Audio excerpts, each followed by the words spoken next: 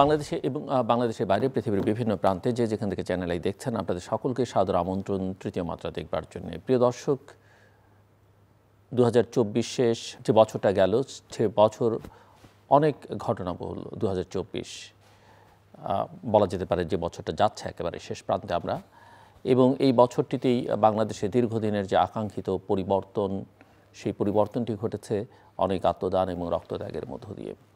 এরপরে অনেক নতুন স্বপ্ন, ইতিমধ্যেই সেই স্বপ্নের মধ্যে একটা ধোঁয়াশা তৈরি হতে শুরু করেছে। সামনের দিনগুলো কেমন যাবে বাংলাদেশের, বিশেষ করে রাজনীতিতে, সেটি নিয়েও নানান জনের মধ্যে সংশয়, উদ্বেগ এবং উৎকণ্ঠা তৈরি হয়েছে। নানা রকমের প্রত্যাশা তৈরি হয়েছে, নানা রকমের সংস্কার কার্যক্রমের জন্য কমিশন করা হয়েছে, কমিশনগুলো কাজ করছে, রিপোর্ট দিবে। কিন্তু সংস্কার শব্দটি বহুল উচ্চারিত বাংলাদেশে, এবং কখনো কখনো সংস্কার শব্দটি ঘৃণিত এবং পরিত্যাজ্য শব্দও বটে। বাংলাদেশের রাজনীতির গতি প্রকৃতি, এবং ইতিমধ্যেই এই বয়ানও আমরা শুনছি যে বাংলাদেশের গত 53-54 বছরে আসলে কিছুই হয়নি। একথা ঠিক, যেটা বাংলাদেশ করতে পারত, বাংলাদেশ যে জায়গায় দাঁড়াতে পারত, যেতে পারত, সেই জায়গায় বাংলাদেশ যায়নি। কেন যায়নি? আর কিছুই হয়নি এই বয়ান যেখান থেকে আসছে বা যারা তৈরি করছেন তারা কেন করছেন? 2025 কিংবা কারো কারো ভাষায় 26 নির্বাচন ঠিকঠাক মতো হবে? নির্বাচন হলে কেমন হবে? বাংলাদেশের আগামী দিনের রাজনীতির গতি প্রকৃতি কী হবে? রাজনৈতিক সংকটের সঙ্গে সঙ্গে বা রাজনৈতিক দুর্বৃত্তায়নের সঙ্গে সঙ্গে অর্থনীতি, সমাজ এবং রাষ্ট্রের অন্যান্য অঙ্গ প্রত্যঙ্গে যে ব্যাধি এই দেশটাকে শেষ করে দিয়েছে, সেগুলো থেকে মুক্তির উপায় কী? এইসব নানা বিষয় নিয়ে কথা বলবার জন্যে আমার সঙ্গে স্টুডিওতে রয়েছেন বাংলাদেশ জাতীয়তাবাদী দল বিএনপি চেয়ারপারসনের উপদেষ্টা এবং সাবেক সংসদ সদস্য জহিরুদ্দিন স্বপন। স্বাগত আপনাকে তৃতীয় মাত্রায়।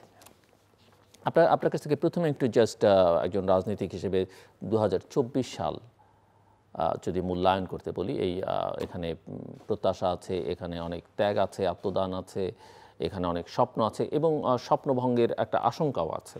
আপনি কিভাবে মূল্যায়ন করেন? 2024কেই যদি আমরা আলোচনার সীমাবদ্ধ রাখতে চাই সময়ের মধ্যে এই প্রশ্নের উত্তরে, তাহলে আমাদেরকে শুরু করতে হবে 7ই জানুয়ারিতে ফ্যাসিস্ট হাসিনার সর্বশেষ নির্বাচন।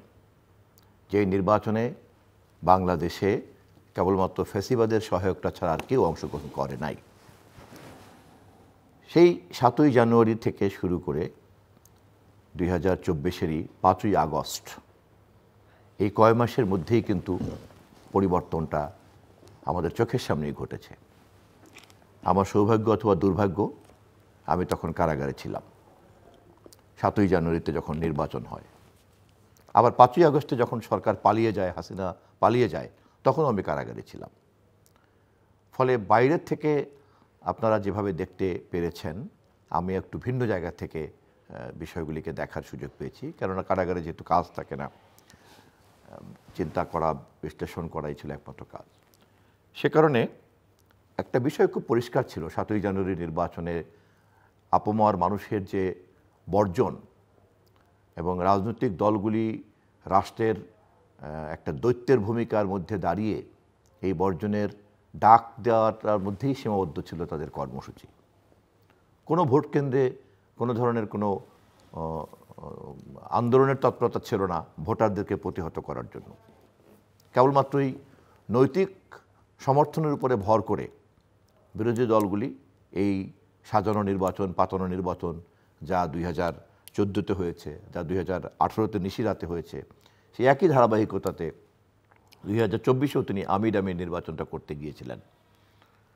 কিন্তু যখন দেখা গেল যে শতকরা 95% ভোটার স্বতঃস্ফূর্তভাবে ভোট বর্জন করেছে, আমার কাছে মনে হয়েছে যে এটিই ছিল প্যারামিটার।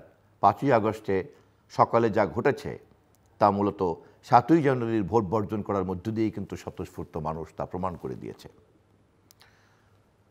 এবং গত 15 বছরে বাংলাদেশ জাতীয়তাবাদী দল এবং অন্যান্য সকল গণতান্ত্রিক শক্তি মিলে এই ফ্যাসিবাদের বিরুদ্ধে গোটা বাংলাদেশকে একটা বারুদে রূপান্তরিত করেছে।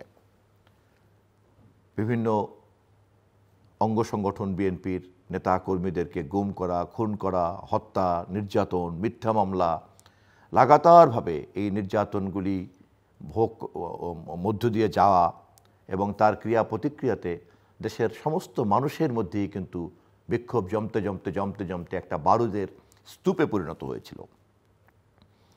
এবং বৈষম্যবিরোধী ছাত্র আন্দোলন যখন কোটা সংস্কারের আন্দোলনের কথা বলে দাবি নিয়ে আন্দোলনটাকে সামনে আনলো এবং সেটাকেও যখন সরকার অবজ্ঞা করতে শুরু করলো, তখন এই কোটা সংস্কার আন্দোলনের দেশলাইয়ের কাঠি বিএনপি সহ সকল রাজনৈতিক দলের নেতৃত্বে বাংলাদেশে ফ্যাসিবাদের বিরুদ্ধে জমাকৃত স্তূপীকৃত বারুদকে একটা স্ফুলিঙ্গ বিস্ফোরণে পরিণত করেছে। ফলে কোটা বিরোধী ছাত্র আন্দোলন ছিল কেবলই একটা দেশলাইয়ের কাঠি, কিন্তু এই দেশলাইয়ের কাঠি যে দেশে 5ই আগস্টের বিস্ফোরণ ঘটিয়েছে এবং যেখান থেকে শেখ হাসিনা পালিয়ে যেতে বাধ্য হয়েছে, এর জন্য 15 বছরের দীর্ঘ সংগ্রাম, আন্দোলন, ত্যাগ, তিতিক্ষা, খুম জখম, এর মধ্য দিয়েই কিন্তু গোটা বাংলাদেশ পরিণত হয়েছিল একটা বারুদের স্তূপে। সেই বিবেচনায় 2024 হচ্ছে গত 15 বছরের বিএনপি সহ সকল রাজনৈতিক আন্দোলনের দলগুলির জমাকৃত স্তূপে বারুদে পরিণত করা, আর কোটা বিরোধী ছাত্র আন্দোলনের দেশলাইয়ের কাঠি তাকে বিস্ফোরণে পরিণত করেছে। ইতিহাসে 24কে এভাবেই দেখা হবে। আপনি এটা বলছেন, কিন্তু সেই আন্দোলনের সঙ্গে যুক্ত থাকা বেশ কিছু নেতৃবৃন্দ তারা এখন যেটা বলছেন যে আওয়ামী লীগ এবং বিএনপি বা যারা অতীতে ক্ষমতা ছিল তারা এই দেশটাকে শেষ করে দিয়েছে, তারা কিছুই করেনি। তারা এখন বলছে, আন্দোলনের প্রশ্নে যখন আপনি বলছিলেন যে 21, 22, 25 এরকম দিনক্ষণ দিয়ে দিয়ে তারা বলছেন যে তখনও পর্যন্ত এই দলগুলো কোনো সিদ্ধান্ত নেয়নি এবং তারা বলেছে যে আমরা এখনও বুঝতে পারছি না যে কী করব। যার মধ্য দিয়ে তারা যেটা বোঝাবার চেষ্টা করছে যে আন্দোলন সেই অর্থে রাজনৈতিক দলগুলোর কোনো ভূমিকা ছিল না এবং তারা এখন একটা কৃতিত্ব দাবি করছে, এই অভিযোগ আপনি কি বলবেন? আবারও আপনাকে একটু পরিষ্কার করে বলতে চাই যে যারা এটা বলছেন তারা আমি মনে করি যে তাদের এই বিষয়ে মন্তব্য করার জন্য বা একটা সিদ্ধান্ত দেওয়ার জন্য যে ধরনের প্রজ্ঞা এবং অভিজ্ঞতা দরকার তার একটা অভাব রয়েছে। এ কথা ঠিক যে দেশলাইয়ের কাঠি ছাড়া বারুদ আগুনে পরিণত হয় না, কিন্তু দেশলাইয়ের কাঠির যে ওজন পরিমাণ আর বারুদের যে ওজন পরিমাণ তার একটা পার্থক্য থাকেই। রাজনৈতিক দলগুলি যেহেতু দেশ চালিয়েছে, ভবিষ্যতেও চালাবে, এবং যেহেতু ফ্যাসিবাদের বিরুদ্ধে একটা দীর্ঘ সংগ্রামের মধ্যে দিয়ে চলতে হয়েছে, ফলে অত্যন্ত প্রজ্ঞাবান নেতারাও কিন্তু অপেক্ষা করেছেন যে কখন কখন কোন কোন সম্ভাবনাকে কিভাবে কাজে লাগাতে হয়। এবং সে কারণেই রাজনৈতিক নেতৃত্ব অত্যন্ত প্রজ্ঞার সঙ্গেই কোটা বিরোধী ছাত্র আন্দোলনকে ফ্যাসিবাদ পতনের আন্দোলন পর্যন্ত নেয়ার জন্য অপেক্ষা করতে হয়েছে। সেই অপেক্ষাটা তারা করেছেন এবং ফ্যাসিবাদ তার নিজের চরিত্রের কারণেই প্রমাণ করেছে যে আসলে রাষ্ট্র মেরামত ছাড়া, রাষ্ট্র সংস্কার ছাড়া কোটা সংস্কার হয় না। এবং শেষ পর্যন্ত সে কথাই বৈষম্যবিরোধী ছাত্র আন্দোলন তাদের কোটা সংস্কার বিরোধী আন্দোলনকে রাষ্ট্র সংস্কার আন্দোলনে পরিণত করেছেন এবং তার জন্যই ফ্যাসিবাদকে পতনের জন্য তারা জীবনে ঝাঁপিয়ে পড়েছেন। যেই সংস্কার আন্দোলনের কথা, যেই রাষ্ট্র মেরামতের কথা বিএনপির চেয়ারপারসন, ভারপ্রাপ্ত চেয়ারম্যান দেশনায়ক তারেক রহমান 2022-এর জুন মাসেই কিন্তু আনুষ্ঠানিকভাবে বলেছেন। শুধু বলেননি 31 দফার কথা, 31 দফা শুধু বলেননি, এই দফার পিছনে দেশের অন্যান্য সকল ফ্যাসিবাদ বিরোধী গণতান্ত্রিক শক্তিকে তিনি জড়ো করেছেন, বিএনপি জড়ো করেছে। ফলে একদিকে হয়ে গেছে ফ্যাসিবাদ এবং তার দোসররা, আর একদিকে হয়েছে বিএনপির নেতৃত্বে ফ্যাসিবাদ বিরোধী সকল রাজনৈতিক গণতান্ত্রিক শক্তির একটা মেরুকরণ ঘটেছে। এবং এরকম একটা ধারালো মেরুকরণ 15 বছর ব্যাপী যখন মুখোমুখি দাঁড়িয়ে আছে, তেমন একটা পর্যায়েই কিন্তু তারা কোটা সংস্কারের আন্দোলনে ঝাঁপিয়ে পড়েছিল। আমরা যদি কাল্পনিকভাবে ধরে নেই যে কোটা সংস্কারের দাবিটা সরকার তখন মেনে নিয়েছে, অথবা প্রধান বিচারপতি যেমন দায়িত্বহীনভাবে কথা বলে বিচার ব্যবস্থাকে পর্যন্ত ছাত্রদের মুখোমুখি দাঁড় করিয়ে ফেলেছিলেন, সেটা না করে যদি এই দাবিটাকে একটা মীমাংসার মধ্যে সরকার নিয়ে যেত, তাহলে ব্যাপারটার পরিণতি কি হতো? বা রাজাকার সংক্রান্ত কটূক্তি না করে প্রধানমন্ত্রী, হ্যাঁ, তাহলে ব্যাপারটা কি দাঁড়াতো? তাহলে কিন্তু এই ছোট্ট একটি স্ফুলিঙ্গের সম্ভাবনাটা কিন্তু আবার ফুরিয়ে যেত। রাজনৈতিক দলকে অপেক্ষা করতে হতো আরেকটি স্ফুলিঙ্গের জন্য। এটাই রাজনৈতিক দলের কাজ। এবং তাহলে কি ফেসিবাদের পতন হতো না? নিশ্চয়ই অন্য আরেকটি ঘটনার মধ্য দিয়ে আমরা এই বিস্ফোরণটা ঘটাতে পারতাম। অতএব এটাকে কেবলই ধরে নিতে হবে যে বাংলাদেশের আপামর জনগণের যে ফেসিবাদ বিরোধী ক্ষোভ, যা দীর্ঘ 15 বছরের একটি রাজনৈতিক সংগ্রাম, সেই রাজনৈতিক সংগ্রামেরই একটি চূড়ান্ত পরিণতি ঘটেছে এবং রাজনৈতিক দলের প্রজ্ঞাবান কৌশলের মধ্য দিয়েই এই ছাত্র নেতৃত্বকে সামনে রেখে রেখে এই কাজটাকে আমরা সম্পন্ন করেছি। মিস্টার জহিরুদ্দিন স্বপন, আপনি বলছিলেন যে জুন 22 জুনের কথা সম্ভবত মিস্টার তারেক রহমান 31 দফা কর্মসূচি ঘোষণা করেছেন, কিন্তু আমার প্রশ্ন হচ্ছে যে মানুষ কেন এটা বিশ্বাস করবে যে ক্ষমতায় গিয়ে আপনারা এই অঙ্গীকার রক্ষা করবেন? এরকম অতীতে অনেক রেকর্ড আছে, শুধু আপনাদের না, যেমন 90-এর যে আন্দোলনে আপনি ছিলেন 80-র দশকের শুরুর দিক থেকেই, এবং সেই সময় 3 জোট যারা আন্দোলনে ছিল তারা একটা রূপরেখা দিয়েছিল, ক্ষমতায় গিয়ে পরবর্তীতে কেউই সেটা ফলো করেনি। বিচারপতি শাহাবুদ্দিন যখন 90 সালে দায়িত্বভার গ্রহণ করেন অন্তর্বর্তীকালীন সরকারের, তিনি একটা কমিশন করে দিয়েছিলেন। তারা বিভিন্ন সেক্টরের উপরে সুপারিশমালা বা রূপকল্প প্রকাশ করেছিল, সেটা কোনো রাজনৈতিক দল উল্টে পাল্টে দেখেনি। এরপরেও নানা সময় নানা অঙ্গীকার করেছে বিভিন্ন সময়, এমনকি ছাত্র আন্দোলনের যেই ছাত্র সংগ্রাম পরিষদের এক সময়কার 10 দফা, যেই 10 দফা আন্দোলনে আপনিও নেতৃত্ব দিয়েছেন, কোনো দফাই কিন্তু কোনো আন্দোলনে সেই অর্থে, মানে হয়তো কিছু কিছু হয়েছে, আমি বলছি যে যেই আকাঙ্ক্ষা অনুযায়ী সেটা বাস্তবায়ন এখন যে হবে তার কি গ্যারান্টি আছে? এটি একটা খুব যৌক্তিক প্রশ্ন। যে ধরেন এই ধরনের সংস্কারের কথা অনেক হয়েছে, আপনার যদি স্মরণ থাকে 2007-8-এও কিন্তু অনেক সংস্কারের প্রস্তাব হয়তো দলগতভাবে না দিলেও অনেক গুরুত্বপূর্ণ নেতৃবৃন্দ দিয়েছেন। বিএনপিতে, আওয়ামী লীগে কেউই কিন্তু, বিশেষ করে আওয়ামী লীগ তো ক্ষমতায় ছিল টানা 15 বছর, আওয়ামী লীগের সেই নেতৃবৃন্দ কিন্তু সেই কথা একবারের জন্য উচ্চারণ করেননি বা করতে পারেননি। না, সবচেয়ে ভালো হবে এই আলোচনাটার উত্তর দেওয়ার জন্য আমরা যদি 1991-এর সমস্ত রাজনৈতিক দলগুলির ঐক্যমতের মধ্য দিয়ে যে দফাগুলি আমরা দিয়েছিলাম তাও কিন্তু বাস্তবায়ন করতে পারিনি, আমি সেটাই বলছি। এবং তাহলে এখান থেকে আমাদের যে অভিজ্ঞতাটা হলো তা হচ্ছে এই যে স্বৈরাচারকে অথবা ফেসিবাদকে পতনের জন্য যে ঐক্যমত দরকার, সেই ঐক্যমত তৈরি করার জন্য যে সমস্ত গ্রহণযোগ্য কর্মসূচি তৈরি করা দরকার বা ঘোষণা দেওয়া দরকার, এটা একটা পর্ব যা পরবর্তীতে বাস্তবায়ন হয় না। আরেকটি হচ্ছে যে এই আন্দোলন সংগ্রামগুলির মধ্য থেকে যে অভিজ্ঞতা, সেই অভিজ্ঞতার আলোকেই দফাগুলিকে নির্ধারণ করা। অতীতের কর্মসূচিগুলির মূলত ছিল কিন্তু এরশাদ বিরোধী আন্দোলনের ঐক্যকে সংঘবদ্ধ করা এবং বিভিন্ন জোটকে এক জায়গায় জড়ো করাটাই ছিল কিন্তু ওই দফা বা কর্মসূচির লক্ষ্য, যা পরবর্তীকালে আবার দলীয় সরকার গঠন করার কারণে দেখা গিয়েছে যে যৌথ যে ঘোষণাগুলি তা আর দলীয়ভাবে কিন্তু বিএনপি দায়িত্ব নেওয়ার কোনো বাধ্যবাধকতা অনুভব করেনি হয়তো। কিন্তু এবারের দফাগুলির সঙ্গে পার্থক্যটা হচ্ছে এই যে যদিও এটা তারেক রহমান সাহেব ঘোষণা করেছেন বিএনপির চেয়ারপারসন হিসাবে 22 জুন 2022-এর জুন মাসে, কিন্তু এটি ছিল সকল দলের একটি সম্মিলিত কর্মসূচি। 1, 2 হলো যে এই কর্মসূচি বাস্তবায়ন করার জন্যই কিন্তু উনি তার আগেই বলেছেন যে আমরা ফ্যাসিবাদকে হটিয়ে আমরা জাতীয় সরকার গঠন করব, আন্দোলনরত শরিকদেরকে সাথে নিয়ে, যেটা উনি কিন্তু এখনো বলছেন। এর পরিবর্তিত এই প্রেক্ষাপটে তো বিজয়টা বিএনপির জন্য কোনো সমস্যা হওয়ার কথা না, বা তখনও কিন্তু বিএনপি, ফলে এই যে উপলব্ধি এবং এই উপলব্ধির আলোকে মেরামতের দফা ঘোষণা করা এবং তার সঙ্গে মেরামতের সঙ্গে সংশ্লিষ্ট সকল রাজনৈতিক শক্তিকে যুক্ত করার যে প্রতিশ্রুতি, এই দুইটা কিন্তু একটি আপনার নতুন দৃষ্টান্ত, যা অতীতের দফাগুলির সঙ্গে কিন্তু মিলবে না। ওগুলি কেবলমাত্র বলার জন্যই বলা, কিন্তু কে বাস্তবায়ন করবে, তার নৈতিক বাধ্যবাধকতা কি, তা কিন্তু ছিল না। এখানে কিন্তু ব্যাপারটা খুব আপনার ভিন্ন রকম। এখানে বাংলাদেশ জাতীয়তাবাদী দল সহ সকল দলেরই একটি জনগণের কাছে বাধ্যবাধকতা আছে, আর বিএনপি বড় দল হিসাবে জনগণের কাছে বাধ্যবাধকতা তো আছেই, তার শরিকদের কাছেও কিন্তু বাধ্যবাধকতা আছে।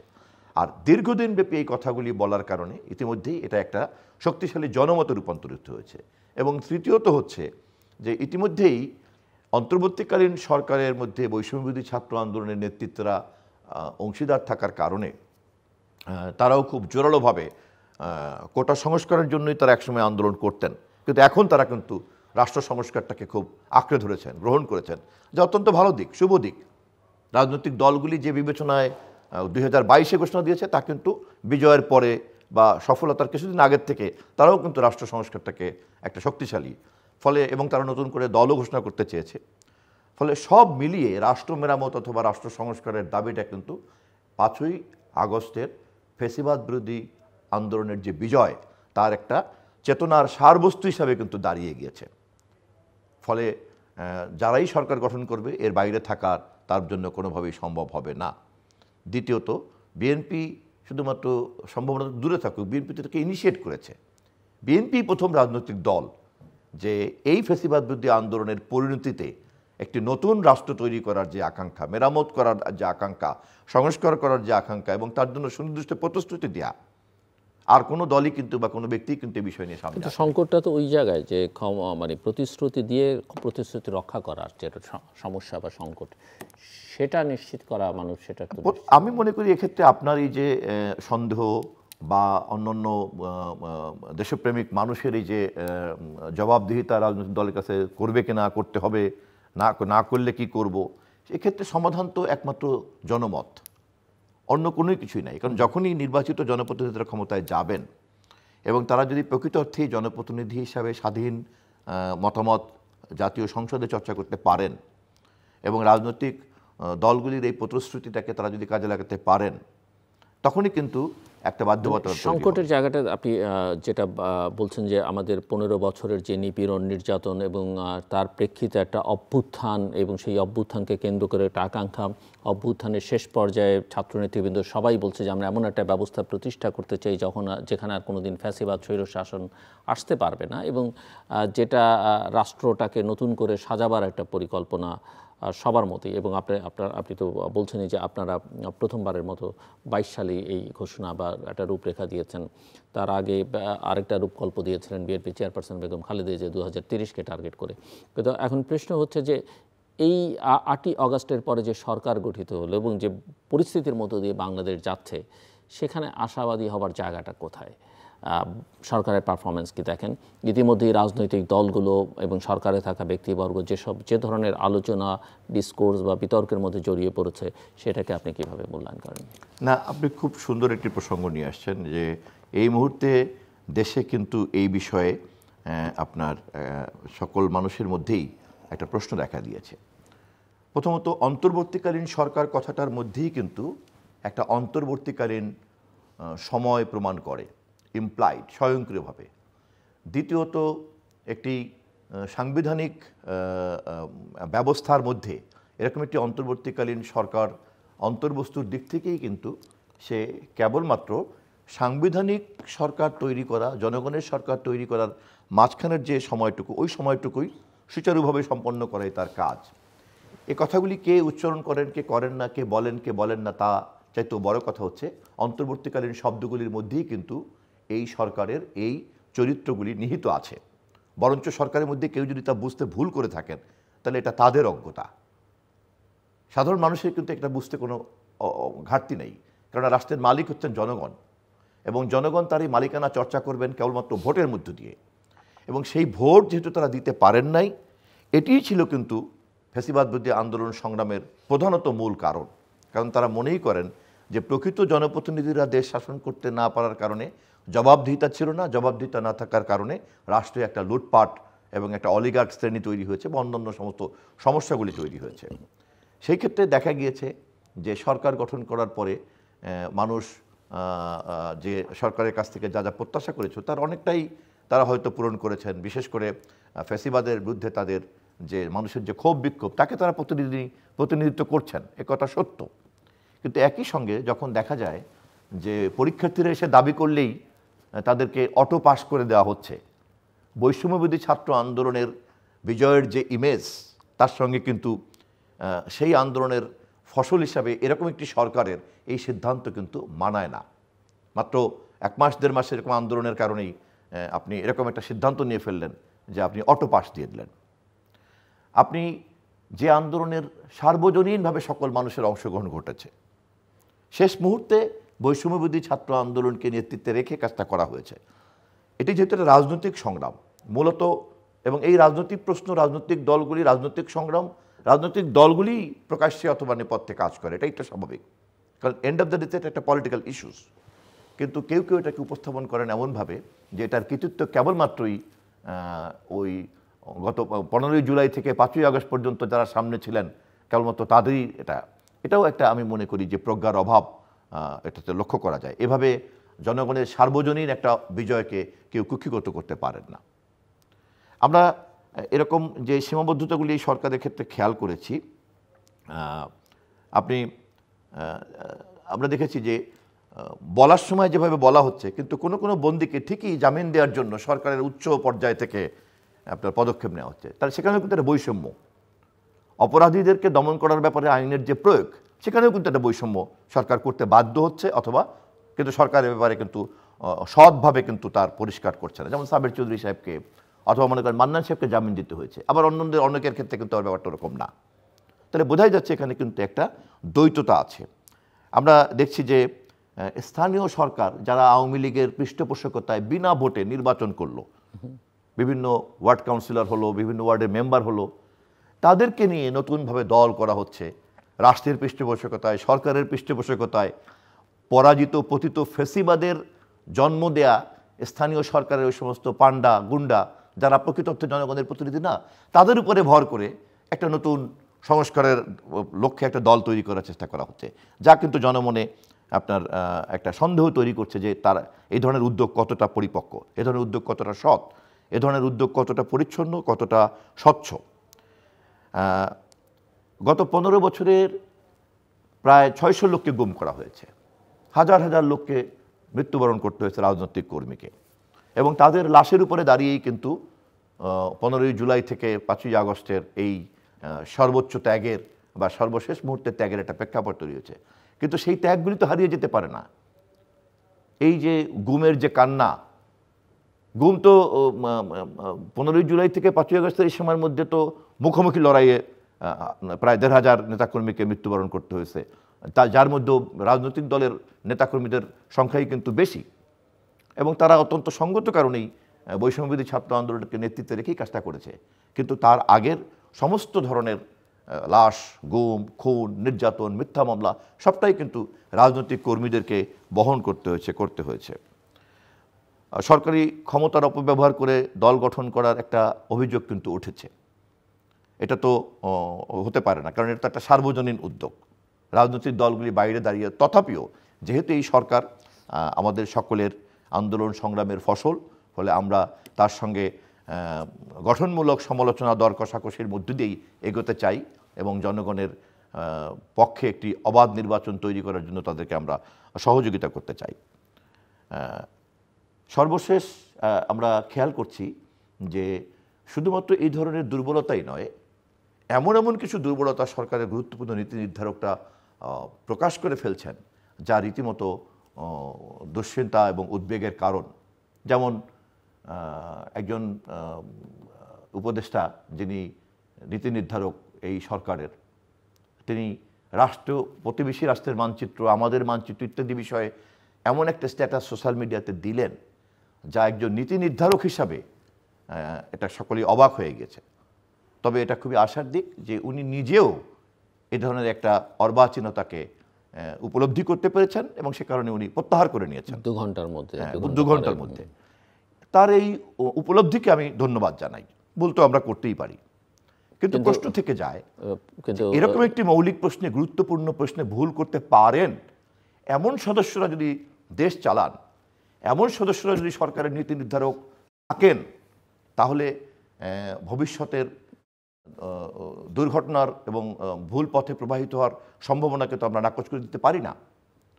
ফলে জাতির সামনে এই মুহূর্তের যে সমস্ত জরুরি কর্তব্যগুলি আছে, সেই সমস্ত কর্তব্যগুলি সম্পন্ন করার কাজটা এমনদের হাতে এই মুহূর্তে আমরা দিয়ে বসে আছি যারা এই ধরনের ভুলও করেন। ফলে প্রত্যাহার করাটার কারণে আমি যেমন তাকে ধন্যবাদ জানাই, তেমনি জাতির এই উদ্বেগের সঙ্গেও আমি কিন্তু একমত প্রকাশ করছি। তাতে অবশ্যই প্রতিবেশী দেশের প্রতিক্রিয়া বন্ধ হয়নি, প্রত্যাহার করে নেবার পরেও তারা তাদের প্রতিক্রিয়া জানিয়েছে। হ্যাঁ, উভয় দিকেই কিন্তু ক্ষতি হয়ে গেল। আপনি অভিযোগ করছেন, কিন্তু পাল্টা অভিযোগ যেটা বিএনপির আপনার দলের বিরুদ্ধে, সেটা হচ্ছে যে আপনারা নির্বাচন নিয়ে ব্যস্ত হয়ে গেছেন। দেশের অত্যন্ত গুরুত্বপূর্ণ যে জন আকাঙ্ক্ষা সংস্কারগুলো, সেগুলোর দিকে মনোযোগ না দিয়ে আপনারা দ্রুত নির্বাচন চাইছেন। আপনারা দখলবাজিতে ব্যস্ত হয়ে পড়েছেন। আপনারা বিভিন্ন পদ প্রতিষ্ঠান এগুলো নিয়ন্ত্রণে নেবার চেষ্টা করছেন। এই অভিযোগ বিএনপির বিরুদ্ধে পাল্টা দিক থেকে, উল্টো দিক থেকে করা হচ্ছে। এর জবাব কি আপনার কাছে? দেখুন, 5ই আগস্টে দুপুরবেলায় শেখ হাসিনা পালিয়ে গিয়েছে। 8ই আগস্ট সন্ধ্যার সময় ডক্টর ইউনূস সাহেব সরকার দায়িত্ব নিয়ে সরকার গঠিত হয়েছে। এই সময়টাকে আমাদের একটু ভালোভাবে মূল্যায়ন করা দরকার। এই সময়টা দেশ কিভাবে চলেছে, হত্যাকারী যে পুলিশ কর্মকর্তারা ছিল তাদের দায় দায়িত্ব নিরপরাধ পুলিশ কর্মকর্তারাও বহন করে পুলিশের ইউনিফর্ম তখন একটা অপরাধীর ইউনিফর্মে পরিণত হয়েছিল। ফলে পুরো পুলিশ ব্যবস্থা কিন্তু ভেঙে পড়েছিল। সামরিক বাহিনী এই পতিত ফেসিবাদ এমনভাবে সাজিয়েছিল যে তারা হয়তো পুলিশের সঙ্গে সহযোগিতা করবে, অথবা পুলিশ ব্যর্থ হলে তারা গুলি করে মানুষ মারবে। কিন্তু জেনারেল ওয়াকারের নেতৃত্বে সামরিক বাহিনী একটা প্রজ্ঞার পরিচয় দিয়েছে, দেশপ্রেমের পরিচয় দিয়েছে, দায়িত্বের পরিচয় দিয়েছে। ফলে তারাও এক্ষেত্রে একটা নিরাপদ দূরত্বে থেকেই তারা তাদের এই দায়িত্বশীল ভূমিকাটা পালন করেছে। তার পক্ষে তো আর আইন শৃঙ্খলার প্রাত্যহিক কাজ করা সম্ভব না, সেই বিষয়ে তারা দক্ষ না, এবং তাদের কোনো আগ্রহ ছিল না, অত্যন্ত সঙ্গত কারণেই ছিল না। তাহলে পুলিশের অনুপস্থিতিতে এবং সামরিক বাহিনীর এই নিরাপদ দূরত্বে দাঁড়িয়ে দায়িত্বশীল ভূমিকা পালন করার এই সময়টাতে দেশটা কিভাবে চলল, কোন শক্তি তৎকালীন সময়কার ভারসাম্য, শান্তি, শৃঙ্খলা, রাজনৈতিক বন্দোবস্ত সমস্ত পরিস্থিতিকে নিয়ন্ত্রণ করলো? এই প্রশ্নের উত্তর যদি আমরা সৎভাবে খুঁজি তাহলে অবশ্যই আন্দোলনরত সকলেই মিলে আমরা করেছি। এরপরেই প্রশ্ন আসে, আন্দোলনরত সকলের তৃণমূল পর্যায় পর্যন্ত সমাজকে প্রভাবিত করা, নেতৃত্ব দেওয়ার কতটুকু কাঠামোগত কতটা শক্তি আছে, বিস্তৃতি আছে, কতটা জনবল আছে? সবাই স্বীকার করবেন একমাত্র বাংলাদেশ জাতীয়তাবাদী দল বিএনপিরই কেবলমাত্র তৃণমূল পর্যায় পর্যন্ত সেই জনবল আছে। বাকিরা কেউ হয়তো রাজধানীতে, কেউ হয়তো শিক্ষা প্রতিষ্ঠানে, তারা সকলেই তাদের সম্মান রেখেই বলতে চাচ্ছি। তাহলে এ কথা কিন্তু অঙ্কের মতো করেই পরিষ্কার হয়ে দাঁড়ায় যে বাংলাদেশ জাতীয়তাবাদী দলের নেতৃত্ব, বিশেষ করে ভারপ্রাপ্ত চেয়ারম্যান হাজার মাইল দূর থেকে যেভাবে নিয়মিত প্রতিটি কাজকে উনি নির্দেশনা দিয়েছেন, তারই কিন্তু সুফল হিসাবে 5ই আগস্টের থেকে 8ই আগস্ট পর্যন্ত সরকারবিহীন বাংলাদেশে যে শান্তি শৃঙ্খলাটা থাকলো, তার শতকরা 90-95 কৃতিত্ব কিন্তু বাংলাদেশ জাতীয়তাবাদী দলের। এরপরেও এই কৃতিত্ব পালন করতে গিয়েও এ কথা তো অস্বীকার করার কোনো উপায় নেই যে এই দলের 56,000 বর্গ মাইলের বিস্তৃত জনবলে কোথাও কোথাও বিচ্ছিন্ন বিক্ষিপ্ত ঘটনা ঘটেছে এবং ইতিমধ্যে প্রায় 350 নেতাকর্মীকে বহিষ্কার করা হয়েছে। যখনই কোনো সংবাদ পাওয়া হচ্ছে তখনই তার বিরুদ্ধে সাংগঠনিক ব্যবস্থা নেওয়া হচ্ছে। ভারপ্রাপ্ত চেয়ারম্যান তার বক্তৃতায় প্রতি মুহূর্তে এই সমস্ত বিপদগামী নেতাকর্মীদেরকে তিনি সতর্ক করছেন, সাবধান করছেন। দলীয়ভাবে কঠোর ব্যবস্থা নেওয়া হচ্ছে, প্রশাসনকে সহযোগিতা করতে বলছি আমরা। ফলে রাজনৈতিক দল হিসেবে আর কি করার থাকতে পারে? তারপরেও যতটুকুই এ ব্যাপারে আমাদের বিপদগামীরা জড়িয়ে পড়েছেন তার নৈতিক দায়িত্ব থেকে আমরা নিজেদেরকে অস্বীকার করতে চাই না। কিন্তু এই অজুহাতে যদি বিএনপির দায়িত্বশীল ভূমিকা, 15 বছরের আন্দোলন সংগ্রাম, রক্ত, ত্যাগ, লাশ, খুন, গুম, মিথ্যা মামলা, মির্জা আলমগীর সহ শুরু করে সমস্ত নেতাকর্মীদের বছরের পর বছর কারাবরণ, আমি ব্যক্তিগতভাবে দীর্ঘদিন কারাবরণ, আমাদের নামে যে সমস্ত মামলা, বিটিভি ভবনকে অগ্নিসংযোগ, সেতু ভবনে অগ্নিসংযোগ, পুলিশ হত্যা, অস্ত্র ছিনতাই, কোনো কারণে যদি ধরে নেই যে আন্দোলনটা ব্যর্থতায় পর্যবসিত হলো, তাহলে মির্জা আলমগীর সাহেব সহ ভারপ্রাপ্ত চেয়ারপারসন বেগম খালেদা জিয়া তো অলরেডি তাকে মৃত্যুর দিকে নিয়ে যাওয়া হচ্ছে সিস্টেমেটিক্যালি। ভারপ্রাপ্ত চেয়ারম্যান তারেক রহমানকে সিস্টেমেটিক্যালি রাজনীতির দূরে বাইরে রাখা হচ্ছে। মহাসচিব সহ আমরা আমাদের স্ট্যান্ডিং কমিটির সব নেতাদেরকেই কারাগারের মধ্যে আটকে রেখে পুলিশ হত্যার মতো মামলা দিয়ে বসে রাখা হয়েছে। যদি কাল্পনিকভাবে আমরা ধরে নেই যে খারাপ পথে যদি দেশের ভবিষ্যৎ যেত, তাহলে সংক্ষিপ্ত আদালত করে এই অভিযোগে আমরা যারা অভিযুক্ত হয়েছিলাম পুলিশ হত্যার অভিযোগে, অথবা টিভি ভবন অথবা সেতু ভবনে অগ্নিসংযোগ অথবা মেট্রো রেলে অগ্নিসংযোগ, তাদের যে ফাঁসি দেওয়া হতো না, তার নিশ্চয়তা কি? যদি ফাঁসি দেওয়া হতো সেরকম কর্তৃত্ব দিয়ে, তাহলে সেখানে বিএনপির সংখ্যা কত হতো আর অন্যান্য সকল রাজনৈতিক শক্তির সংখ্যা কত হতো? খেসারতটা কার বেশি দিতে হতো, কে বেশি দিয়েছে এবং কার বেশি দিতে হতো? এই মানদণ্ডে বিচার করলেই কিন্তু বোঝা যায় যে দায় দায়িত্ব কার বেশি এবং কৃতিত্বটাও কার কতটুকু। যাই হোক, ওই আলোচনায় আমাদের যাওয়াটা খুব গুরুত্বপূর্ণ আরেকটা না। প্রসঙ্গ, যেটা নির্বাচন বিএনপি দ্রুত চাইছে, মানে সংস্কারগুলো না করে রাষ্ট্রটাকে একটা স্থিতিশীল জায়গায় না দাঁড় করিয়ে নির্বাচন বিএনপি দ্রুত চাইছে, এটা একটা অভিযোগ। এবং ইদানিংকালে কেউ কেউ আবার বলছেন যে এখন আসলে নির্বাচন না দিয়ে একটা জাতীয় সরকার করে 5 বছর 4 বছর, কালকে একটি আলোচনায় একজন দুজন বলছিলেন যে সেটা করা দরকার। আপনি কি মনে করেন? নির্বাচন বিষয়ে বিএনপি সম্পর্কে যে মন্তব্য, আমি মনে করি যে এটা একটা ঢালাও মন্তব্য, অথবা বিএনপির অবস্থানটাকে ভালো করে যারা বুঝতে পারছেন না তারাই এমন মন্তব্য করছেন।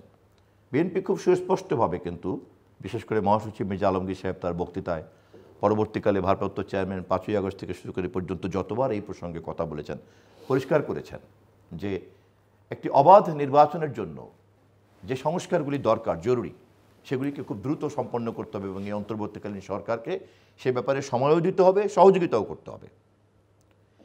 এরপরে বাকি যে সংস্কারগুলি রাষ্ট্রের মৌলিক কাঠামোর সঙ্গে জড়িত আছে, যা কেবলমাত্র জনগণের সম্মতির ভিত্তিতেই করা যায়, তা জনপ্রতিনিধিরাই কেবলমাত্র করতে পারেন।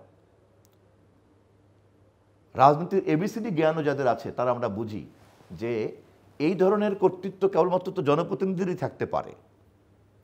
হ্যাঁ, সেখানে দুটো কথা উঠতে পারে। একটা হচ্ছে যে কনস্টিটিউশনাল অ্যাসেম্বলি হতে পারে, যে না একটা নতুন, এবং সেখানেও জনপ্রতিনিধিরাই সেই কনস্টিটিউশনাল সাংবিধানিক পরিষদের সদস্য হবেন। কিন্তু জনগণ যদি যুক্ত না থাকে এই কাজটা যারা করবেন, এবং তাদের কাছে যদি জনগণের জবাবদিহিতার সম্পর্ক না থাকে, যে আমি তোমাকে নির্বাচিত করলাম এই কাজটা করার জন্য, না করলে কিন্তু আমাকে জবাবদিহি করতে হবে। এই অন্তর্বর্তীকালীন সরকার জনসমর্থন ভোগ করছেন, কিন্তু তিনি কিন্তু ম্যান্ডেটের এই যে সমর্থন এবং জবাবদিহিতা, এই দুইয়ের সংমিশ্রণে যে ম্যান্ডেট, তা কিন্তু এই সরকারের নেই। কেবলমাত্রই আমাদের একটা স্বতঃস্ফূর্ত ভাসমান সমর্থনের উপরে কিন্তু এই অন্তর্বর্তীকালীন সরকার দাঁড়িয়ে আছে। আমরা তা বহাল রাখতে চাই এবং আমি মনেই করি, কিন্তু সরকারকে পরিষ্কারভাবে বুঝতে হবে যে এই স্বতঃস্ফূর্ত জনমত এবং জনসমর্থনটাই কিন্তু তার ক্ষমতার একমাত্র উৎস। কোনো ম্যান্ডেট কিন্তু তার ক্ষমতার উৎস না, কোনো সংবিধান কিন্তু তার ক্ষমতার উৎস না। তার ক্ষমতার উৎস কিন্তু কোনো সুনির্দিষ্ট কাঠামো সম্পন্ন জনমত নয়। আমরা এই ফ্যাসিবাদের হাতে উত্ত্যক্ত হয়ে সকলে মিলে একটা সর্বসম্মত সিদ্ধান্ত নিয়ে ফ্যাসিবাদকে বিদায় করেছি। এই বিদায়ের ব্যাপারে যে ঐক্যমত, ওইটুকুই কিন্তু হচ্ছে সরকারের সমর্থনের নৈতিক ভিত্তি এবং তার শক্তি। বাকিটা কিন্তু করার মতো ক্ষমতা, অধিকার, কর্তৃত্ব রাখেন কেবলমাত্র জনপ্রতিনিধিরা। এবং এই সরকারকে আমরা সেটাকে কেন আমরা আমাদের সরকার বলছি, কেননা এই কাজটা উনি করবেন, এই জন্যই তাকে বলা হচ্ছে অন্তর্বর্তীকালীন সরকার। তার মানে আগামী নির্বাচন পর্যন্ত যে সময়টুকু, ওইটুকু হচ্ছে অন্তর্বর্তীকালীন। নির্বাচিত জনপ্রতিনিধিরা যা করবেন সেই কাজ তো তারা সেটাই করতে পারেন না। ওনারা তো ইতিমধ্যে 10টি কমিশন গঠন করেছেন, আরও কিছু কমিশন গঠন করবেন এবং সেগুলো খুব ভালো কাজ তারা মোটামুটিভাবে যতটা সম্ভব করতে চান। খুবই ভালো। এরকম ভালো ভালো উদ্যোগ তারা আরও যত নিতে পারেন নিবেন, কিন্তু কাজটা করবে জনপ্রতিনিধিরা। কাজ এগিয়ে থাকলে অসুবিধা কি আছে? কোনো সমস্যা নাই তো। এই জন্যই আমি তো কোনো অন্তর্বর্তীকালীন সরকারের গৃহীত পদক্ষেপের সঙ্গে বিএনপি সহ গণতান্ত্রিক শক্তির কোনো বিরোধ দেখি না। তাহলে নির্বাচন কবে হবে? বিএনপি নির্বাচন কবে দেখতে চায়? বিএনপি নির্বাচন কবে দেখতে চায়, এই প্রশ্নের উত্তরটা যদি এভাবে না দিয়ে আমরা এভাবে বলি যে তত্ত্বাবধায়ক সরকারের প্রধান কিন্তু বারবার বলেছেন যে নির্বাচনের আগে তার হাতে দুটি কাজ। একটি হচ্ছে গঠিত কমিশনগুলির প্রতিবেদন পাওয়া, আরটি হচ্ছে সেই প্রতিবেদনগুলি নিয়ে রাজনৈতিক দলগুলির সঙ্গে মত বিনিময় করে নির্বাচন। এই দুইটি কাজ করতে কতটা সময় লাগবে, ততটাই দরকার। বিএনপি তো এই কাজটাকে সমর্থন করে, সহযোগিতা করতে চায়, এবং এই কাজ করতে তো যৌক্তিক সময় যতটুকু ততটুকুই সময়। এবং সেই সময় কোনোভাবেই আগামী 2026-এর জুন অতিক্রম করবে না, এমন একটা কথা সরকার বলেছেন। আমরা ব্যাপারটাকে এভাবে ব্যাখ্যা করতে চাই যে এই কাজ করতে যতটুকু সময় লাগবে ততটুকুর মধ্যেই সরকার নির্বাচন করতে চায়, এবং তা কোনোভাবেই জুনকে অতিক্রম করবে না। নট দ্যাট যে জুনে ইলেকশন হবে অথবা ডিসেম্বর ইলেকশন হবে, তা কিন্তু কেউ বলছে না। কাজ যদি শেষ করতে জানুয়ারি ফেব্রুয়ারির মধ্যে যদি প্রতিবেদনগুলি জমা হয়ে যায় এবং সেই প্রতিবেদনগুলি নিয়ে রাজনৈতিক দলগুলির সঙ্গে যদি মত বিনিময় করতে 2 মাস 3 মাস লেগে যায়, জুন জুলাইতে যদি সরকার প্রধান বলেন যে হ্যাঁ আমাদের কাজ শেষ, নির্বাচনের আগে আমি যা যা হয়ে গেছে করবেন নির্বাচন। কিন্তু তারা তো সংস্কারও করতে চাইছেন কিছু, এবং এরকম আলোচনা এখন আছে সরকার বা সরকারের ঘনিষ্ঠজনদের কাছ থেকে যে পতিত স্বৈর শাসকের বিচার করতে হবে এবং তার দোসরদের বিচার করতে হবে, এবং এই বিচারের আগে যারা নির্বাচনের দাবি করবে তারা স্বৈরাচারের দোসর এবং জাতীয় শত্রু। তারা বিচার প্রক্রিয়া তো একটি চলমান প্রক্রিয়া, সংস্কার প্রক্রিয়াও একটি চলমান প্রক্রিয়া। যারা এই কথা বলেন আমার মনে হয় তারা বিচার প্রক্রিয়া এবং সংস্কার প্রক্রিয়া সম্পর্কে তাদের ধারণার কোনো অভাব আছে। সংস্কার একটি চলমান প্রক্রিয়া, উন্নয়ন একটি চলমান প্রক্রিয়া। আমরা খেয়াল করেছি ফেসিবাদ কিন্তু এভাবেই গণতন্ত্র, নির্বাচন, জনগণের অধিকার, তার নাগরিক অধিকারের বিকল্পভাবে তারা উন্নয়নকে হাজির করেছেন। আগে উন্নয়ন, পরে জনগণের অধিকার, পরে নির্বাচন, পরে গণতন্ত্র। নিশ্চয়ই আপনার মনে আছে, সম্মানিত দর্শকদের নিশ্চয়ই সকলেরই মনে আছে। এইভাবে যদি কেউ উপস্থাপন করেন এই সরকারের, তখন কিন্তু মনে হবে যে শেখ হাসিনার মতোই তারা সংস্কারকেও জন অধিকারের, গণ অধিকারের, নাগরিক অধিকারের, সংবিধানের, গণতন্ত্রের এবং নির্বাচনের বিকল্প হিসেবে হাজির করতে চাচ্ছেন। তা যদি হয় তাহলে জনগণ যেমন উন্নয়নকে যেমন তার অধিকারকে বাদ দিয়ে বেছে নেয় নাই, তেমনি জনগণ সংস্কারের এই কথাকেও কিন্তু তার অধিকারকে স্থগিত রেখে, ভোটাধিকারকে স্থগিত রেখে, নির্বাচনকে স্থগিত রেখে তো তারা মেনে নিবে না। রাষ্ট্রের মালিক তো জনগণ। আমরা যদি কেউ ভেবে থাকি যে আমরা জনগণের ঊর্ধ্বে কোনো একটা জ্ঞানী কর্তৃত্ব, জনগণের ঊর্ধ্বে আমরা কোনো একটা কর্তৃপক্ষ, তাহলে এটা ভুল হবে এবং সেই ভুলের খেসারত অনেক ভয়াবহ। বাংলাদেশ জাতীয়তাবাদী দল এই বিষয়ে কিন্তু খুব পরিষ্কার এবং সে কারণেই এই সমস্ত বিষয়ে কথা বলার ক্ষেত্রে আমাদের নেতৃত্ব অত্যন্ত ভারসাম্যমূলকভাবেই কিন্তু কথা বলছেন। অনেক অনেক কথাতেই সাধারণভাবে আরও অনেক তীর্যক প্রতিক্রিয়া হওয়ার কথা। বাংলাদেশ জাতীয়তাবাদী দলের মতো এত বিশাল একটি রাজনৈতিক দলের এরকম একটি সংকটকালীন সময়কার তার প্রতিপক্ষের অনুপস্থিতিতে যে শূন্যতা, সেখানে তার যে একটা স্বয়ংক্রিয় কর্তৃত্ব বিএনপির এখন এই মুহূর্তে বিরাজ করে, কিন্তু বিএনপি তা কিন্তু হজম করে চলছে। সকল অংশীদারকেই কিন্তু একটা সমতার মধ্য দিয়ে কিন্তু আমরা চলতে চাচ্ছি। কারণটা হচ্ছে এই যে আমরা জনগণের অধিকার চর্চা করার জন্য ভোট এবং ভোটের মধ্যে দিয়ে জনগণ তার মালিকানা চর্চা করবে, এর বাইরে আর কোনো পথ তো আমাদের জানা নেই। আপনি জানেন যে বিগত বছরগুলোতে আদালত এবং অন্যান্য প্রতিষ্ঠান ব্যবহৃত হয়েছে সরকারের রাজনৈতিক স্বার্থ সিদ্ধির জন্য বা উদ্দেশ্য বাস্তবায়নের জন্য। এই মুহূর্তে দুটো গুরুত্বপূর্ণ সংশোধনী, সংবিধানের পঞ্চদশ সংশোধনী এবং ত্রয়োদশ সংশোধনী সংক্রান্ত বিষয়গুলো বিচারিক প্রক্রিয়ার মধ্যে আছে। কিছু সিদ্ধান্ত আসতে শুরু করেছে, আরও আসবে সামনে। এবং একটা ধারণা অনেকের মধ্যে যে তত্ত্বাবধায়ক সরকারের বিধানটি যদি ফেরত আসতেও পারে, আসলে এক ধরনের নতুন একটা জটিলতা তৈরি হতে পারে। এবং সেই জটিলতাটা হচ্ছে যে তখন তত্ত্বাবধায়ক সরকার, এখন যেটা আছে সেটা তো তত্ত্বাবধায়ক সরকার না। এটা একটা জটিলতা। দ্বিতীয়ত প্রশ্ন হচ্ছে যে তত্ত্বাবধায়ক সরকার আসলে তার পূর্বতন যে স্ট্রাকচার, সেই স্ট্রাকচার নিয়ে ফেরত আসবে এবং সেই স্ট্রাকচারকে এই মুহূর্তে বিএনপি বা অপর রাজনৈতিক দলের পক্ষে অ্যাকসেপ্ট করা কতটা সম্ভব হবে, এই বিষয়ে আপনারা কোনো ভাবনা ভেবেছেন? এখানে আপনি প্রশ্নটা যেভাবে উপস্থাপন করেছেন এটা আমি আপনার সঙ্গে একমত, কিন্তু তার চেয়ে বড় একটা বিষয় কি যে তত্ত্বাবধায়ক সরকার যে তত্ত্বাবধায়ক সরকার আমাদের সকলের চাওয়া, এরকম একটা বিচার প্রক্রিয়ার মধ্যে দিয়ে যখন সেটাকে ফিরে আসে, আর ফেসিবাদের পতনটাও ছিল আমাদের সকলের চাওয়া এবং সেই চাওয়ার ফসল হচ্ছে অন্তর্বর্তীকালীন সরকার।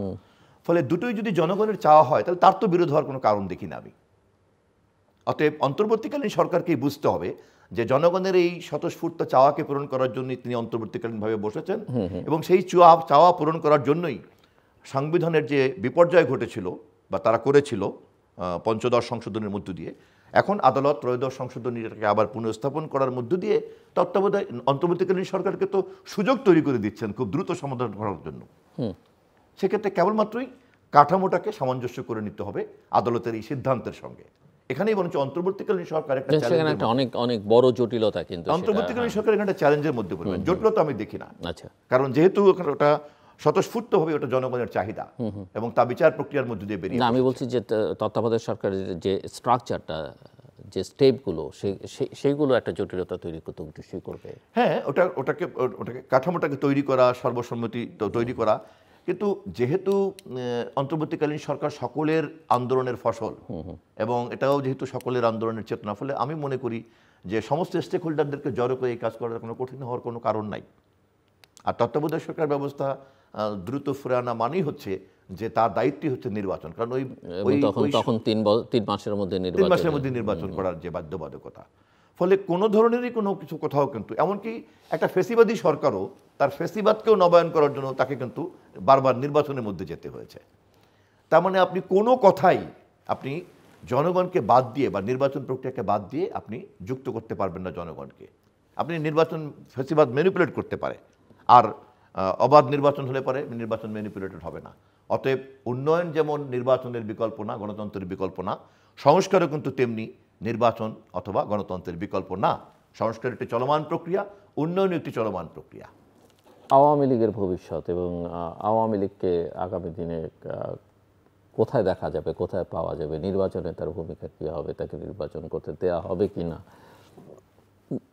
এইসব বিষয় নিয়ে বিএনপির কিছু কিছু ধারণা আমরা তো পেয়েছি, বাট সর্বশেষ অবস্থানটা কি, আপনি কি মনে করেন? কারণ এগুলো নিয়ে মিশ্র কথাবার্তা রাজনৈতিক অঙ্গনে আছে, তো আমি একটু আপনার কাছ থেকে শুনতে চাই। আমি এই প্রশ্নের উত্তর বিএনপির একজন কর্মী হিসাবে দিব যে আওয়ামী লীগকে নিষিদ্ধ করা বা এটি বিষয়ে ইতিমধ্যেই দলের পক্ষ থেকে আমরা পরিষ্কার করেছি যে কোনো রাজনৈতিক দলকে নিষিদ্ধ করার নীতিগত সিদ্ধান্ত আমরা নেই। কিন্তু কোনো অপরাধীকে বিচার তার প্রচলিত আইন অনুযায়ী বিচারের মধ্যে ঢুকতেই হবে, এবং সেই বিবেচনা ইতিমধ্যেই আপনার গুম কমিশনের পক্ষ থেকে শেখ হাসিনাকেই অপরাধী হিসেবে চিহ্নিত করা হচ্ছে। অতএব অপরাধীদেরকে খোঁজা এবং অপরাধীদেরকে আদালত আইনের প্রক্রিয়ার মধ্যে ঢোকানো, এটা একটি প্রক্রিয়া। আরেকটি হচ্ছে একটি রাজনৈতিক দল রাস্তায় থাকবে কি থাকবে না, এটা কিন্তু আরেকটি প্রক্রিয়া। আপনার নিশ্চয়ই স্মরণ আছে জামায়াতে ইসলামীকে নিষিদ্ধ করার ব্যাপারেও যখন কথা উঠেছিল, তখনও কিন্তু বাংলাদেশ জাতীয়তাবাদী দল একথা বলেছে এবং খুব সহজ সরল ঢালাওভাবে আমাদেরকে কিন্তু তখন জামাতের মিত্র বলে কেউ কেউ প্রচার করার চেষ্টা করেছেন।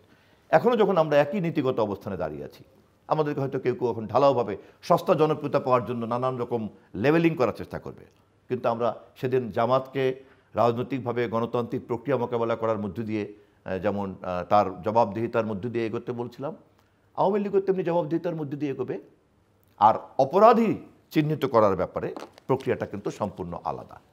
আর আরেকটা প্রশ্ন আপনি যেটা করেছেন, এটি আমি আওয়ামী লীগের ভূত ভবিষ্যৎ কি, আমি এটি বিএনপির কর্মী হিসাবে কথা না বলে কর্মী হিসেবে আমার মন্তব্যটি হচ্ছে এই যে এটা খুবই দুঃখজনক যে আওয়ামী লীগের মতো এরকম প্রবীণ একটি দল এবং 1970-এর নির্বাচনে পাকিস্তানের প্রধানমন্ত্রী হওয়ার মতো জায়গায় যে আওয়ামী লীগ চলে গিয়েছিল, সেই নির্বাচনী দল এবং পাকিস্তানের চাপিয়ে দেওয়া যুদ্ধ, সেই যুদ্ধের পরবর্তীকালে প্রথম সরকারও গঠন করলো। মরহুম শেখ মুজিবুর রহমানের জনপ্রিয়তা ছিল আকাশচুম্বী এবং 70-এর নির্বাচনের গণতন্ত্রই ছিল সেই আওয়ামী লীগের উত্থানের প্রধান কারণ। কিন্তু তার হাতেই বাকশাল হলো, সেই আওয়ামী লীগের হাতে, সেই শেখ মুজিবের হাতে। আবার সেই আওয়ামী লীগের সভানেত্রী শেখ হাসিনার হাতেই আওয়ামী লীগ এবারে সর্বশেষ তার দলবল সহ পালিয়ে যেতে বাধ্য হলো। ফলে এই পরিস্থিতি থেকে যদি আওয়ামী লীগের মতো, এবং এটাও ঠিক যে তার দেশব্যাপী সংগঠন আছে, সমর্থক আছে, সমর্থকের একটা বড় অংশ তারা নৈতিকভাবে আজকে দুর্বল হয়ে গিয়েছে, যে কারণে তাদেরকে খুঁজে পাওয়া যাচ্ছে না। এটা খুব পৃথিবীতে এরকম কোনো ঘটনা অন্য কোথাও ঘটেছে কিনা আমার জানা নেই যে পতিত একটি রাজনৈতিক সরকার, পরাজিত একটি রাজনৈতিক সরকারকে এরকম তৃণমূল পর্যায় থেকে পালিয়ে যেতে হয়। এবং এই পরাজয়টা যত না বেশি রাজনৈতিক, তার চেয়ে অনেক বেশি সামাজিক। তার মানে গোটা দেশ এবং সমাজের বিরুদ্ধেই তারা দাঁড়িয়ে গিয়েছিল। এখান থেকে যদি তাদেরকে উঠে আসতো একজন রাজনৈতিক কর্মী হিসেবে আমি যেটা বুঝি, তা কোনো চালাকি, কৌশল, কোনো ধরনের কোনো ধূর্ততা দিয়ে সম্ভব নয়। কেবলমাত্র পরিষ্কার পরিচ্ছন্নভাবে মানুষের কাছে এই অপরাধ স্বীকার করার মধ্য দিয়েই, এই অনুশোচনা প্রকাশ করার মধ্য দিয়ে, ক্ষমা চাওয়ার মধ্য দিয়ে হয়তো কোনো একটা পথ তারা তৈরি করতে পারেন। আরেকটা প্রসঙ্গ খুবই জটিল বাংলাদেশের রাজনৈতিক বর্তমান বাস্তবতায়, সেটা হচ্ছে যে ভারতের সঙ্গে সম্পর্কের ইস্যুটা। আমরা এখানে দুটো, ভারত বিগত সরকারকে অনিচ্ছভাবে সমর্থন দিয়েছে, ভোটারবিহীন ভোটকে করতে সহায়তা দিয়েছে। এই সমালোচনা এবং ভারতের সঙ্গে আমাদের অনেক বিষয় নিয়ে ডিসপিউট আছে, অনেক বিষয় নিয়ে সমস্যা আছে, যেগুলোতে ভারত যথেষ্ট পরিমাণে বাংলাদেশের দিকে নজরটা দেয়নি, নিজেদের স্বার্থটাই সবচেয়ে বেশি দেখেছে।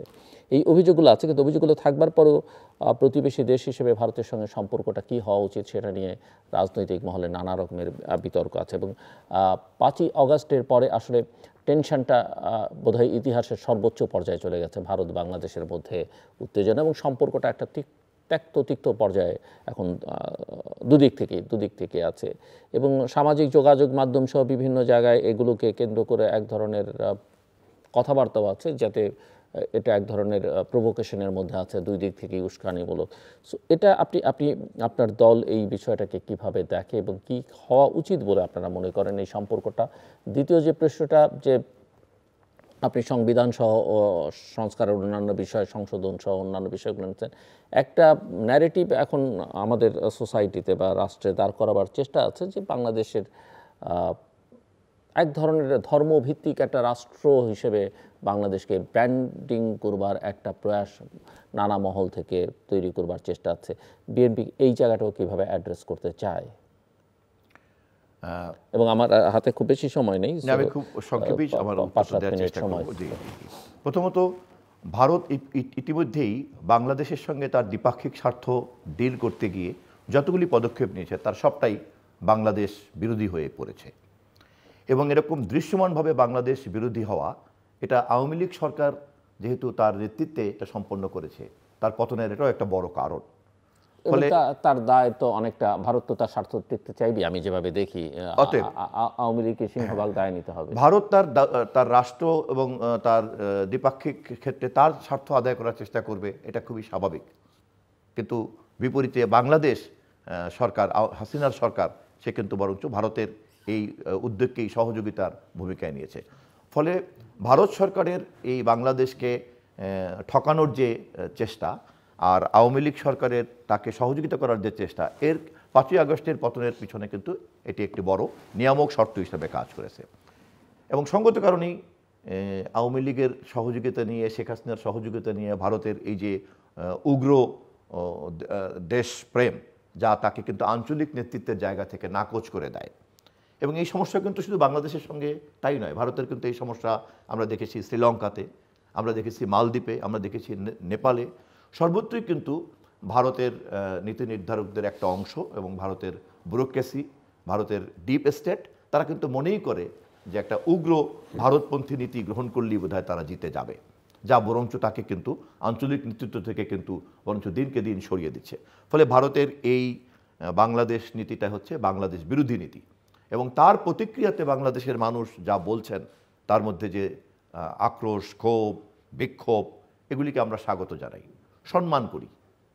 কিন্তু যেহেতু আমাদের মধ্যে সীমানাটা অপরিবর্তনীয়, এবং যেহেতু আমি বাংলাদেশকে ভালোবাসি, এবং যেহেতু আমরা বাংলাদেশকে এই কাঠামোর মধ্যেই, এই সীমান্ত, এই উপমহাদেশের এই যে সীমানাগুলি, এর মধ্যেই যেহেতু আমি আমার দেশকে ভবিষ্যতের দিকে এগিয়ে নিয়ে যেতে চাই, সে কারণে সঙ্গত কারণেই প্রতিবেশী সকলের সঙ্গেই আমরা একটা সুসম্পর্ক রাখতে চাই। ফলে একদিকে ইতিমধ্যেই যা আমাদেরকে ক্ষতি করা হয়েছে তার ব্যাপারে আমাদের প্রতিক্রিয়া, জনগণের পাশে দাঁড়িয়ে প্রতিক্রিয়া ব্যক্ত করতে হবে, এবং অপরদিকে দর কষাকষির মধ্য দিয়ে ভবিষ্যতে নিজেদের স্বার্থ আদায় করা এবং সেই ধরনের একটি সুসম্পর্কের জায়গা তৈরি করা যা পরস্পরের স্বার্থকে নিশ্চিত করতে পারে। এক্ষেত্রে শহীদ রাষ্ট্রপতি জিয়াউর রহমানের পররাষ্ট্রনীতিকে আমরা স্মরণ করতে পারি। এরকম একটি পরিস্থিতির কারণেই কিন্তু উনি সার্কের মতো একটি বহুপাক্ষিক একটা ফোরামের কথা বলেছিলেন। আমরা সবাই জানি যে সেই ফোরামটা জন্মলগ্ন থেকে ভালোই কাজ করছিল। অনেক দ্বিপাক্ষিক এবং বহুপাক্ষিক সমস্যাগুলি কিন্তু আমরা সমাধান করতে পারতাম বা পেরেছিও, আরও পারতাম, কিন্তু ভারতেরই অনিচ্ছার কারণে সেই সার্ককে কিন্তু নিষ্ক্রিয় করা দেওয়া হয়েছে।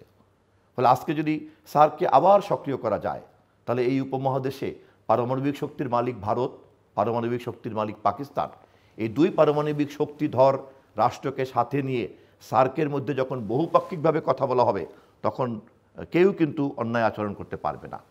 তেমনি তখন পাকিস্তানও বা ভারতও বা অন্য যে কেউ কিন্তু যা খুশি তা করতে পারবে না।